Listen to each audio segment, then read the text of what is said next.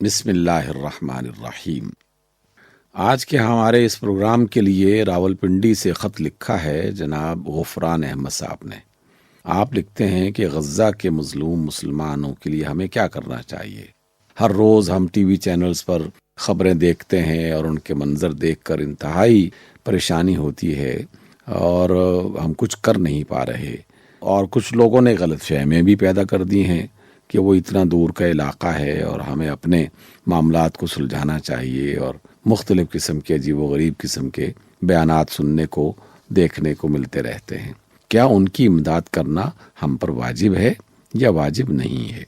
دیکھیے غفران صاحب، دین اسلام کی بنیادی تعلیمات جس میں انسانوں کے لیے، انسانی معاشروں کے لیے بہتری بتائی گئی ہے، ان کے لیے خیر کی طرف توجہ دلائی گئی ہے، ان میں سے ایک تعلیم بہت ہی واضح، دو ٹوک، اور اس میں کوئی ابہام نہیں پایا جاتا کہ اللہ تعالیٰ نہ ظالم ہے اور نہ ہی ظالموں کو پسند کرتا ہے، نہ وہ کسی پر ظلم کرتا ہے اور نہ ظلم کرنے والوں کو پسند کرتا ہے۔ صرف یہ بات نہیں ہے کہ وہ ظلم کرنے والوں کو پسند نہیں کرتا، بلکہ جو لوگ بھی ظلم دیکھ رہے ہوں اور ان کے پاس یہ قدرت ہو، طاقت ہو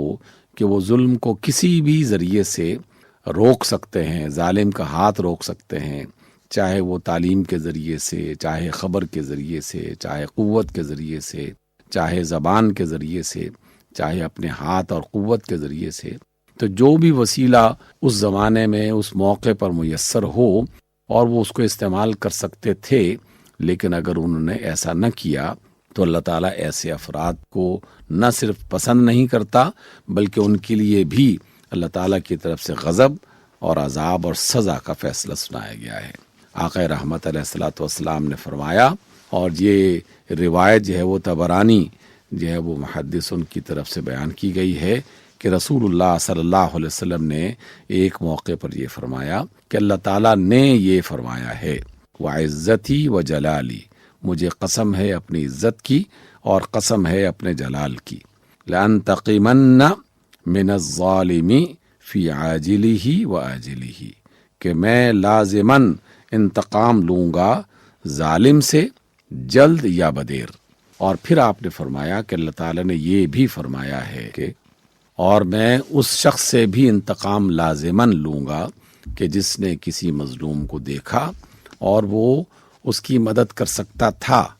لیکن اس نے اس کی مدد نہیں کی۔ تو اس لیے یہ ایک بنیادی اصول اللہ تعالیٰ نے ہمیں عطا فرما دیا، اللہ کے رسول نے ہمیں عطا فرما دیا کہ مسلمان نہ صرف ظلم خود نہیں کرتا بلکہ ظلم کرنے کی اجازت بھی نہیں دیتا، اور جہاں کہیں کوئی ظلم ہو رہا ہو تو وہ باقاعدہ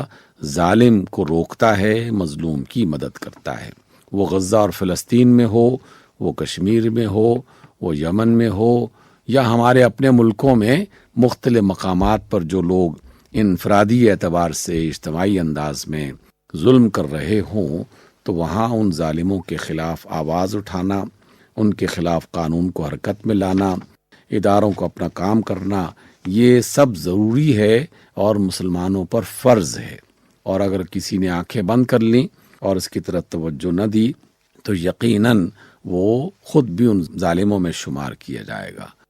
قرآن مجید میں ایک نہیں، دو نہیں، کئی مختلف موقعوں پر اس کی مثالیں جو ہے وہ ہمیں عطا فرمائی ہیں کہ ایک شخص جو ہے وہ جرم کر رہا ہے، دوسرا شخص جو اسے روک رہا ہے، اور تیسرا شخص جو ہے وہ یہ کہتا ہے کہ نہ تو میں ظلم کر رہا ہوں اور جرم کر رہا ہوں اور نہ ہی مجھے اس بکھیڑے میں پڑنے کی ضرورت نہیں ہے، جو کرے گا وہ بھگتے گا، مجھے اس سے کیا۔ تو اللہ تعالیٰ نے بنی اسرائیل کی مختلف قوموں کا اور گروہوں کا حوالہ دے کر فرمایا کہ ان میں سے جو گروہ ظلم کرتے تھے، جرم کرتے تھے،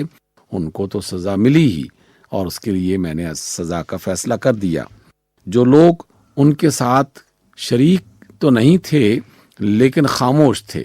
وہ اپنے آپ کو عافیت میں رکھتے ہوئے اس بات کی کوشش کر رہے تھے کہ ہمیں کیا، یہ لوگ جو جرم کریں گے وہ اپنی سزا بھگتیں گے، تو اللہ نے فرمایا کہ میں نے ان خاموش تماشائی جو تھے ان کو بھی عذاب میں مبتلا کر دیا، اور صرف وہ لوگ بچے کہ جو ظالموں کو روکنے کی جو بھی ممکنہ کوشش ہو سکتی تھی وہ کی، اور اس کے ساتھ ساتھ مظلوموں کی جو بھی مدد ہو سکتی تھی وہ انہوں نے مدد لازماً کی۔ تو اللہ تعالیٰ ایسے ہی افراد کو پسند کرے گا۔ اس لیے غزہ کے مناظر یقیناً بہت ہی ہولناک اور پریشان کن ہیں۔ انتہائی معصوم بچے جو ہزاروں کی شکل میں اب تک شہید کیے جا چکے ہیں، عمارتیں کھنڈر بنا دی گئی ہیں، شہر برباد کر دیے گئے ہیں، اور جو امن عامہ اور امن عالم کے مدعی افراد اور قوتیں اور ادارے ہیں وہ بالکل خاموشی کے ساتھ نہ صرف یہ تماشا دیکھ رہے ہیں بلکہ حقیقت میں وہ ان ظالموں کی پشت پناہی بھی کر رہے ہیں۔ تو ایسے موقعوں پر خاموشی اختیار کرنا ایسا ہی ہے کہ جیسے اللہ تعالیٰ کے عذاب کو اور اس کی سزا کو دعوت دینا ہے۔ اب ہمیں کیا کرنا چاہیے؟ دیکھیے، ایک فرد عام انسان ہونے کے ناطے سے غزہ یہاں سے بہت دور ہے، اور وہاں حالات اس طرح کے ہیں کہ آپ ان کی براہ راست مدد نہیں کر سکتے، لیکن کم از کم ان کی حمایت اپنی دعاؤں کے ذریعے سے،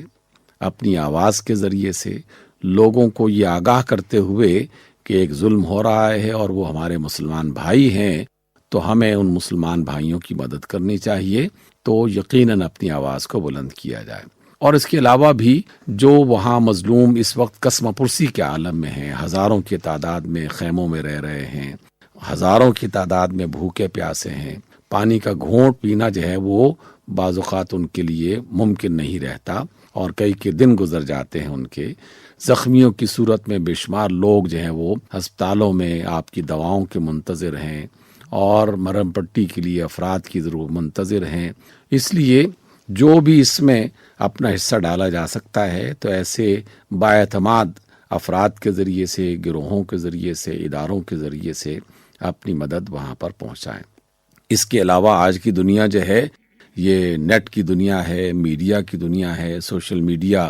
باقاعدہ لوگوں کی رائے بناتا ہے، اور اس رائے کی بنیاد پر ایک قوت محسوس کی جاتی ہے۔ تو جو لوگ بھی لکھنا جانتے ہیں، جو بھی بولنا جانتے ہیں، جو ان چیزوں کو دیکھ کر اس کے بارے میں ایک بہتر رائے دے سکتے ہیں، تو ان تمام حوالوں سے ہمیں کچھ نہ کچھ لازماً کرنا چاہیے۔ غزہ کے مسلمان ہمارے بھائی ہیں،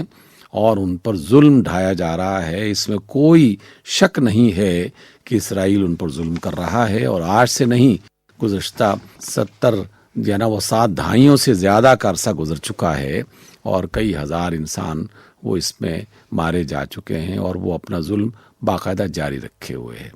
اس لیے دنیا کے دانشور جو غیر جانبدار افراد ہیں وہ باقاعدہ اس بات کا خطرہ محسوس کر رہے ہیں کہ اگر ان ظالموں کا ہاتھ نہ روکا گیا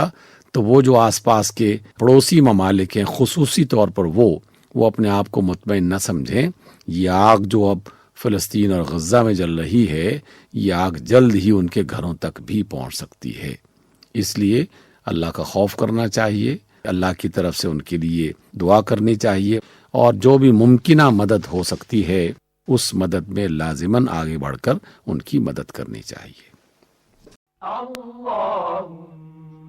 صل على محمد، اللهم صل على محمد وعلى آله وصحبه وسلم۔